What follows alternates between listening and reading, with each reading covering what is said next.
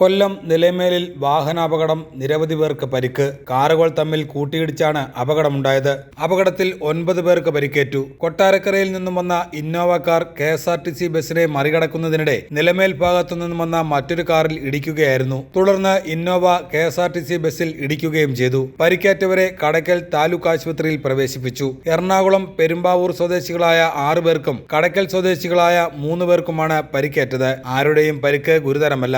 അപകടം നടന്ന സമയം ഇതുവഴി കടന്നു വരികയായിരുന്ന മന്ത്രി വീണ ജോർജ് സംഭവ സ്ഥലത്ത് ഇറങ്ങുകയും ആവശ്യമായ നിർദ്ദേശങ്ങൾ നൽകുകയും ചെയ്തു. മന്ത്രിയുടെ പൈലറ്റ് വാഹനത്തിലും ആംബുലൻസിലുമായാണ് പരിക്കേറ്റവരെ ആശുപത്രിയിലേക്ക് എത്തിച്ചത്.